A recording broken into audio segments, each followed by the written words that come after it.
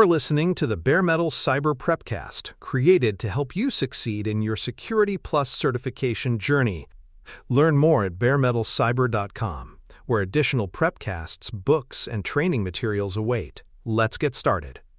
When studying security, it is important to distinguish between control categories and control types. Categories describe the nature of a control, whether it is technical, managerial, operational, or physical. Types, however, describe the function of a control, what it is designed to accomplish in the defense cycle. By learning the types of controls, learners gain insight into how each safeguard contributes to prevention, detection, correction, or deterrence. This functional approach allows security professionals to evaluate whether defenses cover the full spectrum of needs, rather than focusing only on what a control looks like or where it is applied. Control types provide a lens that highlights the role a measure plays in reducing risk. For example, encryption can be described as a technical control by category, but by type, it functions as a preventative control. Similarly, a security policy is a managerial control by category, but as a directive or deterrent by type. This distinction matters because categories help classify the nature of defenses, while types explain their purpose. By analyzing both dimensions, security professionals can ensure that protections are both diverse in implementation and balanced in function, avoiding gaps where critical defensive roles are left uncovered. Preventive controls are proactive safeguards that stop incidents from occurring. They are designed to block threats before they can cause harm. Encryption ensures that even if data is intercepted, it cannot be read without the proper key. Access control lists on firewalls prevent unauthorized traffic from reaching sensitive systems. Strong password policies and multi-factor authentication reduce the likelihood of stolen credentials leading to compromise. By acting before an incident unfolds, preventive controls reduce the attack surface and minimize opportunities for exploitation. They form the backbone of any security program, providing the first line of protection against common threats. Examples of preventative controls extend across both technology and process. Encryption secures confidentiality of data in motion and at rest. Access lists, filter traffic, and patch management closes known vulnerabilities. Security awareness training also functions as preventative by reducing the chance of human error leading to compromise. In each case, the control does not simply detect or respond but actively blocks or limits the conditions under which an incident could occur. This proactive stance is what distinguishes preventative measures from other control types.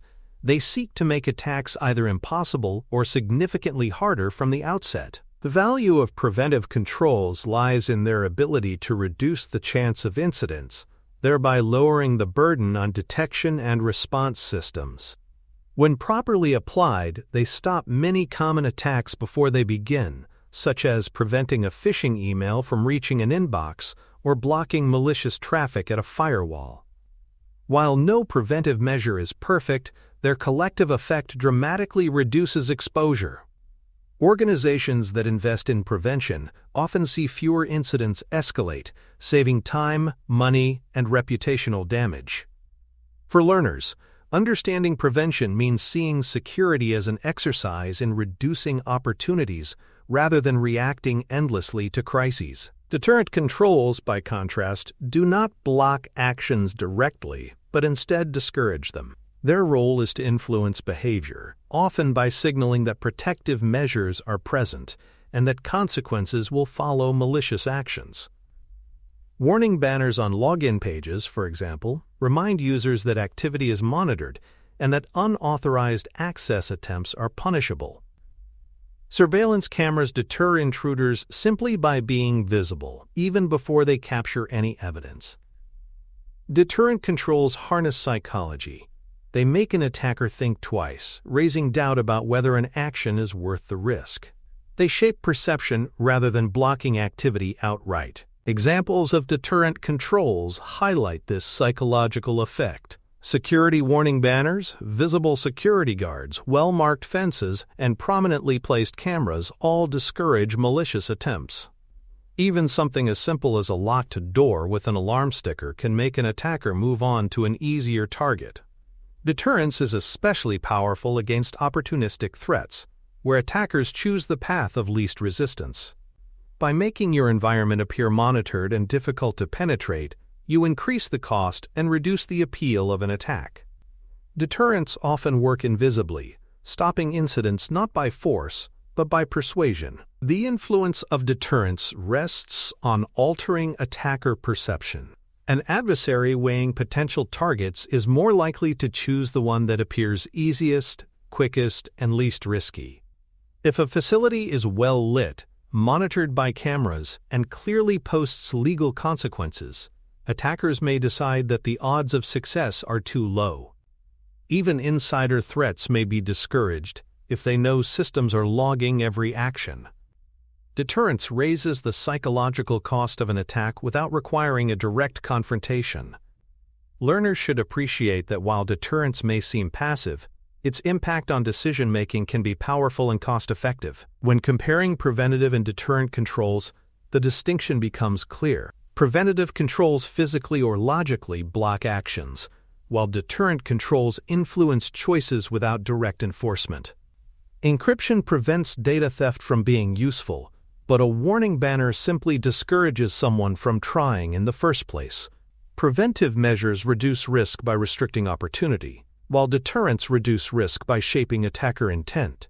Both act before an incident occurs, but one relies on barriers, while the other relies on perception. Understanding this difference helps professionals design balanced defenses that account for both technological enforcement and behavioral influence. Both preventative and deterrent controls act before incidents occur, setting them apart from detective and corrective measures that come afterward. Prevention is about eliminating opportunities, and deterrence is about discouraging attempts. Together, they represent the proactive arm of security measures designed to stop problems before they develop. This proactive approach is critical because it is always cheaper and less damaging to prevent an incident than to recover from one. By emphasizing prevention and deterrence, organizations invest in reducing the frequency and severity of incidents rather than constantly playing catch-up after they occur. It is important to clarify that deterrents alone do not physically stop actions. A warning sign cannot prevent an intruder from breaking in if they are determined, and a visible camera cannot block a cyber attack. Deterrents shape behavior but cannot guarantee protection. This limitation highlights the need to combine deterrence with preventive measures. Deterrence reduces attempts, while prevention blocks those who still proceed. Relying on deterrence alone risks overconfidence, as they are most effective against casual or opportunistic threats, but less so against determined attackers. Awareness of this limitation ensures controls are applied realistically. Combining prevention with deterrence creates a stronger first layer of defense. Preventive controls reduce the opportunities for attacks, while deterrents reduce the likelihood that attackers will attempt them in the first place. Together, they create both barriers and psychological discouragement, forcing adversaries to overcome multiple challenges. This combination raises the effort, time, and risk required for an attack, making success far less likely. For learners, the lesson is clear. Proactive defenses rely on blending these two types. Neither alone is sufficient, but together they create an environment where threats are minimized before they can escalate. For more cyber-related content and books, please check out cyberauthor.me. Also, there are other prepcasts on cybersecurity and more at baremetalcyber.com. Preventive controls extend beyond technology to include practices such as security awareness training. Educating employees about phishing, social engineering, and safe computing habits prevents many attacks from succeeding in the first place. Training empowers users to recognize suspicious emails, avoid risky behaviors, and report anomalies quickly. In this sense, awareness is as much a preventative safeguard as a firewall or encryption tool. By shaping human behavior, training reduces the likelihood of accidental insider threats and ensures staff become an active line of defense rather than a vulnerability. It demonstrates that prevention is as much about people as it is about systems. Access restrictions are another crucial preventative measure, ensuring that only authorized individuals can reach sensitive systems or data. These restrictions can be enforced through strong authentication, role-based access control, and network segmentation. For example, limiting administrative privileges prevents ordinary users from installing unauthorized software or modifying critical settings. Similarly, separating networks into zones reduces the chance that a single compromise spreads unchecked. These controls prevent unauthorized activity before it occurs, reinforcing the principle of least privilege. Learners should see access restrictions not as obstacles, but as structural safeguards that protect organizations from unnecessary risk exposure. Preventative controls are most effective when applied consistently. A patching policy that covers only part of the infrastructure leaves exploitable gaps, just as multi-factor authentication on some accounts but not others creates inconsistencies attackers can exploit. Consistency ensures that controls are predictable, enforceable, and reliable across the entire environment. When preventative measures are uneven, adversaries look for the weak spots and target them directly. Organizations must therefore focus on ensuring uniform application, whether through automated tools or standardized processes. Consistency transforms prevention from a patchwork of defenses into a seamless barrier against common threats. Redundancy in preventative safeguards further strengthens their impact. No single control is foolproof, so layering multiple preventative measures provides resilience. For example, using both endpoint antivirus and email filtering prevents malware from reaching users at multiple points. Similarly, requiring both encryption and strong access controls protects sensitive data even if one layer is bypassed. Redundancy ensures that when one defense fails, another stands ready to fill the gap. This layered approach mirrors the idea of defense in depth, where overlapping measures reinforce one another to provide a more reliable shield against attack. Environmental design also contributes to deterrence. Lighting, fencing, and visible barriers signal that a facility is secure and monitored. A brightly lit parking lot reduces opportunities for theft, while perimeter fencing communicates that boundaries are controlled. Even landscaping choices, such as clear sightlines and trimmed vegetation, can deter unauthorized access by reducing concealment opportunities. These design choices do not block actions directly but send a message: intrusion will be noticed, and defenses are in place. This subtle but powerful form of deterrence works hand in hand with digital and physical safeguards to discourage threats before they escalate. Deterrent controls are often psychological in nature, shaping perceptions rather than physically stopping behavior. A login banner stating, quote, "All activity is monitored and unauthorized use will be prosecuted," does not prevent access technically, but reminds users of consequences. Similarly, a camera placed in plain view may dissuade wrongdoing, even if no one is actively watching. The psychological effect is especially strong against opportunistic attackers, who may decide the potential consequences outweigh the reward. By influencing intent, deterrents add a layer of security that is invisible but effective, reducing the number of attempted breaches. The balance of visibility versus concealment plays a critical role in deterrent effectiveness. Some controls, like visible cameras and signage, work best when attackers are aware of them. Others, such as hidden surveillance or covert alarms, are most effective when attackers are unaware. Security professionals must decide which approach fits the situation. For example, a visible guard may deter trespassers, while a concealed motion sensor ensures detection if someone proceeds anyway. Combining visible and hidden elements maximizes both psychological influence and actual enforcement, creating a stronger overall deterrent strategy that leaves attackers uncertain. At their core, deterrent controls raise the cost of an attack.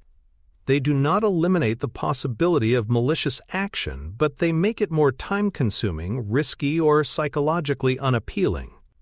For opportunistic threats, even small increases in difficulty or fear of detection can be enough to redirect attackers elsewhere.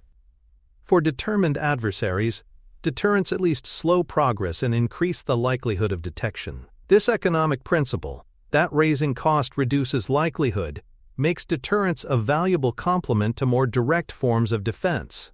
Learners should see deterrents as tools that tilt the balance in favor of defenders. Relying solely on deterrence, however, is a dangerous strategy. A warning sign cannot physically stop a determined attacker, nor can a visible camera prevent a theft in progress. Deterrents are most effective when paired with preventative measures that provide actual barriers. Without prevention, deterrents create only the appearance of security, leaving organizations vulnerable. Recognizing these limitations ensures that deterrents are applied realistically, as supplements rather than replacements. Their true value comes from discouraging many attempts, while leaving preventative safeguards to block the ones that proceed despite warnings.